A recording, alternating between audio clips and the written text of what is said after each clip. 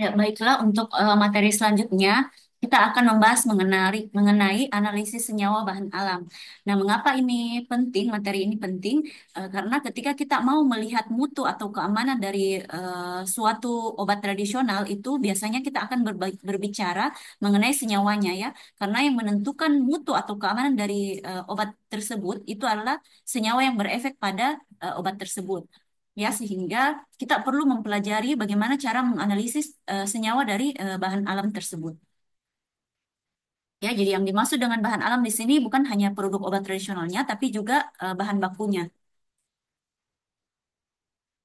Nah, untuk komponen kimia bahan alam itu, sebagaimana yang kita tahu, terbagi bahan alam yang dimaksud di sini adalah bisa berupa ekstrak ataupun simplisia. Di mana ekstrak atau simplisia ini pastinya dia mengandung senyawa metabolit sekunder maupun senyawa metabolit primer. Ya, di mana metabolit primer ini biasanya berupa karbohidrat, protein atau lemak yang digunakan untuk kelangsungan hidup dari tanaman atau bahan baku kita ya. Eh, Organisme bahan baku kita. Kemudian untuk metabolit sekunder ini bisa berupa alkaloid, fenolik, flavonoid, saponin, terpenoid, lignan maupun senyawa lainnya yang digunakan oleh tumbuhan atau hewan untuk mempertahankan dirinya ya dari serangan baik serangan dari lingkungan maupun serangan dari hewan atau makhluk hidup yang lain. Sehingga hal ini menyebabkan adanya beragam cara analisis karena senyawa-senyawa yang berbeda eh, yang kita mau teliti ya, yang kita mau lihat sehingga cara analisisnya juga berbagai macam. Nah, adapun beberapa metode analisis yang biasa digunakan untuk bahan baku obat alam itu tertera pada Farmakope Herbal Indonesia ya. Jadi ada di situ persyaratan, ada juga tata caranya, ya ada prosedurnya. Yang pertama yang paling sering kita gunakan di lab ya, ini ada spektrofotometri UV vis ya. Jadi prinsipnya dia menggunakan serapan ya, serapan dari cahaya atau sinar yang diteruskan oleh sampel. Kemudian ada juga AAS atau Atomic Absorption Spectrometry ya. Jadi ini biasanya untuk mendeteksi kadar logam berat. Kemudian ada GCMS, gas kromatografi mass spectrometry. Ya, ini biasanya untuk senyawa-senyawa yang mudah menguap, ya, yang bisa berubah menjadi gas. Kemudian HPLC atau biasa kita singkat dalam bahasa Indonesianya itu apa?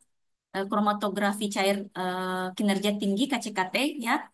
Kemudian atau bisa juga disebut LCMS. Kemudian ada juga HPTLC. Ini biasanya kita sudah tandem dengan densitometri, ya.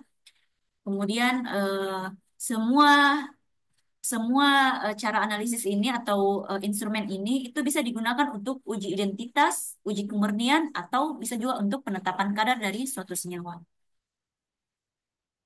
Nah, untuk uji kandungan kimia ekstrak, biasanya kalau kita menggunakan pola kromatogram yang meliputi penggunaan instrumen KLT, kromatografi lapis tipis, ini yang paling sederhana. Kemudian bisa juga menggunakan KCKT dan kromatografi gas. Ya, jadi dia memanfaatkan pola kromatogram dari sampel kita. Ya, jadi biasanya ini digunakan untuk screening ya. Jadi ketika kita sebut sebagai screening senyawa itu kita mau melihat semua senyawa yang ada dalam situ ya, dalam sampel kita. Kemudian kadar total golongan senyawa ini biasanya kita gunakan spektrofotometri, titrimetri, volumetri, atau gravimetri atau lain-lain atau instrumen yang lainnya. Jadi ini untuk melihat golongan senyawa yang ada pada bahan baku kita, ya. Nah, misalnya dia golongan senyawa minyak atsiri, steroid, tanin, flavonoid, saponin, alkaloid, sehingga untuk instrumen ini itu tidak spesifik atau tidak dia tidak sensitif, dia tidak bisa mengetahui senyawa eh, yang sudah isolasi murni ya. Jadi dia tidak bisa misalnya contohnya kurkumin ya atau rutin atau quercetin itu kan termasuk flavonoid ya. Flavonoid itu kan golongan senyawa, sedangkan ketika kita sudah sebut dia sebagai rutin atau quercetin itu sudah senyawa spesifik. Jadi yang dimaksud dengan kadar total golongan senyawa di sini ketika kita mengukur dengan spektrofotometri itu kita tidak bisa tahu apakah senyawanya itu rutin atau quercetin. Yang kita tahu dia adalah flavonoid ya. Jadi kita cuma bisa mengukur kadar total flavonoid ya. Nah, Sedangkan kalau kita mau tahu kadar kandungan senyawa tertentu, ini bisa kita pakai densitometer, kromatografi gas, atau KCKT. Ya, jadi dia bisa menentukan senyawa identitas atau senyawa kimia utama yang paling banyak atau senyawa aktif. Ya, jadi dia bisa menentukan senyawanya apa, bukan hanya golongan senyawanya. Ya, ini beberapa gambarnya. Ya, jadi kalau yang ini ini yang namanya densito ya, KLT densitometri. Ini dia pakai lempeng KLT biasa, kemudian nanti dimasukkan ke dalam alat densitometer, ya, kemudian nanti akan menghasilkan kurva seperti ini. Nah, kita bahas satu persatu. Yang pertama spektrofotometri UV vis. Ini mungkin kalian sudah sering lakukan. Ya, dia memanfaatkan gelombang ultraviolet dan gelombang sinar tampak. Ya, jadi digunakan untuk mengukur kadar total dari bahan alam yang sudah kita ketahui senyawa markernya. Tapi golongan senyawanya apa ya? Nah, kemudian contohnya ini analisis kadar kurkumin total dalam serbuk kunyit.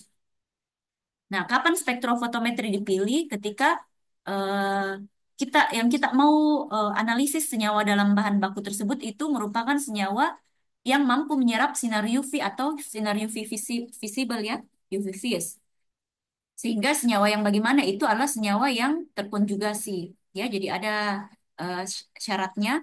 Kemudian dia tidak bisa mengukur senyawa yang spesifik. Ya, kita tidak bisa tahu senyawa spesifiknya apa. Dia hanya bisa mengukur senyawa yang kerangkanya itu sama, kerangka intinya sama. Jadi golongan senyawa saja. Seperti yang tadi saya bilang bahwa quercetin dengan rutin itu termasuk flavonoid. Jadi dia bisa diukur di spektrofotometri. Tapi hanya sebagai kadar total flavonoid. Kita tidak bisa tahu bahwa dia quercetin atau rutin.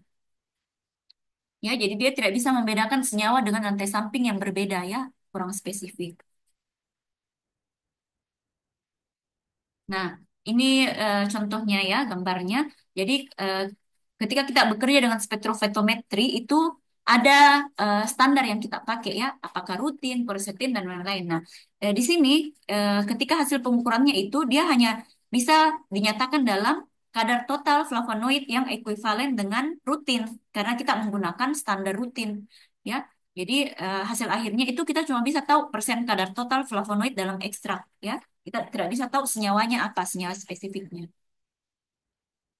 Nah, sedangkan untuk instrumen berikutnya yaitu AAS, ini untuk melihat mengukur kadar logam berat ya, cemaran logam berat pada bahan baku. Sebagaimana materi sebelumnya itu bahwa ada beberapa logam berat yang penting untuk diukur yaitu arsen dan Hg ya, raksa. Ini ada syaratnya oleh BPOM yaitu kalau untuk arsen tidak boleh melebihi 1 ppm dalam bahan baku ya. Dan kalau untuk Hg raksa ini tidak boleh melebihi 0,03 ppm.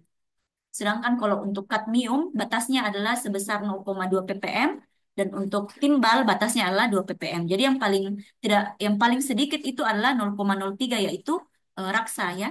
Dia tidak boleh melebihi 0,03 ppm. Nah, ini prinsipnya. Jadi setiap logam berat itu ketika dia dibakar itu akan menghasilkan warna yang berbeda-beda. Nah, inilah warna yang akan diukur oleh alat AAS. Nah, kemudian kita masuk di GCMS. Jadi kalau untuk GCMS ini menggunakan kromatografi gas ya. Dia digunakan untuk menganalisis kandungan senyawa volatil. Jadi kayak minyak-minyak atsiri ya, itu bisa diukur menggunakan GCMS. Kemudian tidak kekurangannya adalah dia tidak bisa mengukur senyawa yang sangat polar ya dan sulit untuk diionisasi. Jadi contohnya misalnya air ya. Air itu kan sangat sulit dia untuk menguap ya. Jadi dia sangat polar dan sulit untuk menjadi ion, ya. Kemudian kekurangan lainnya adalah sampel yang kita masukkan ke dalam GCMS itu tidak bisa kita peroleh kembali. Artinya dia merusak sampelnya. Berbeda dengan mungkin HPLC atau HPTLC itu kita masih bisa memperoleh kembali sampel kita, ya. Tapi kalau sudah masuk di GCMS itu sampelnya sudah rusak. Nah, ini contoh spektrum GC, ya. Jadi setiap puncak ini mewakili satu gugus molekul ya, ion ya, mewakili ion-ion. Nah, kalau untuk mass spektroskopi ya MS ini jadi dia molekul ionnya yang diukur ya berapa massanya Setelah digisi, kemudian dilanjutkan ke mass spektroskopi untuk mengukur massa dari setiap ion.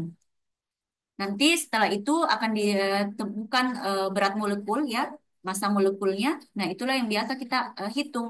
Ya, jadi kalau untuk gambar seperti ini mewakili senyawa ini ya. Ya, jadi ini perhitungan massa dari molekul serta pola fragmentasi ionnya. Nah, kemudian untuk HPLC atau LC-MS ini juga instrumen yang dalam bahasa Indonesia itu adalah kromatografi cair kinerja tinggi. Nah, ini bisa bisa mengukur senyawa yang volatil maupun senyawa yang non volatil. Artinya semua senyawa bisa ya, biar senyawa menguap ataupun senyawa yang tidak menguap. Kemudian yang digunakan fase diam adalah C18, berbeda dengan KLT biasa. Kalau KLT biasa dia kan bersifat polar ya, senyawa diamnya silika gel. Sementara kalau untuk di HPLC itu kita menggunakan fase diam yang nonpolar ya, senyawanya nonpolar. Sehingga bisa digunakan untuk mengukur senyawa yang polar ya. Karena sesuai dengan prinsipnya KLT yaitu like dissolve like ya. Jadi ketika senyawanya itu berbeda kepolarannya dengan fase diam, itu akan lebih mudah terangkat ya, lebih mudah terangkat nodanya, lebih mudah terdeteksi. Dia tidak terikat kuat dengan fase diamnya. Kemudian yang terakhir keuntungannya itu non-destruktif, artinya seperti di gambar ini kita bisa lihat sampelnya itu bisa diperoleh kembali. Nah ini bentuk kromatogram dari HPLC. Ya, jadi setiap puncak ini, setiap spektrum ini dia mewakili satu jenis senyawa ya, satu gugus senyawa. Nah, ini salah satu penggunaan HPLC. Jadi ada dua jenis ginseng ya. Jadi ada American ginseng, ada juga yang Asian ginseng. Nah, ternyata walaupun dia sama-sama ginseng, itu memiliki senyawa yang berbeda. Bisa kita lihat di sini kalau untuk senyawa dari Panax ginseng atau Asian ginseng ini, dia memiliki senyawa ginsenoside RF. Sementara kalau untuk American ginseng itu tidak ada ini ginsenoside RF-nya ya. Ini ya kita lihat spektranya. Kalau yang untuk Panax ginseng itu ada, sementara kalau di American ginseng itu tidak ada. Nah, selanjutnya yang paling sering kita lakukan di lab yaitu kromatografi lapis tipis. Ini sangat sederhana ya. Ini biasanya digunakan untuk screening senyawa awal.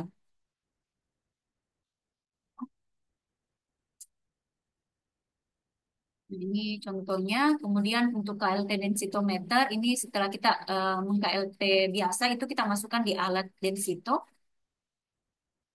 ya. Kemudian kekurangannya adalah dia tidak bisa digunakan pada senyawa yang sangat polar, ya, karena sangat mudah menguap pada lempeng KLT. Ya, jadi tidak terbaca lagi di densito. Nah, ini ya contohnya, jadi dia menotol beberapa fraksi, ya. Kalau misalnya sudah di kromatografi kolom, ya, itu kan ada beberapa fraksi. Nah, dia total, kemudian di densito ternyata ini memiliki kadar yang berbeda-beda ya, ketika di densito. Ya, jadi kesimpulan untuk materi ini bahwa pengujian bahan alam itu kita harus melihat instrumen yang kita pakai itu apakah sesuai dengan senyawa aktifnya, ya. Kemudian kita lihat parameter yang akan diuji apa, reliabilitas dari instrumen yang kita gunakan. Ya, mungkin itu saja untuk materi ini. Terima kasih atas perhatiannya. Assalamualaikum warahmatullahi wabarakatuh.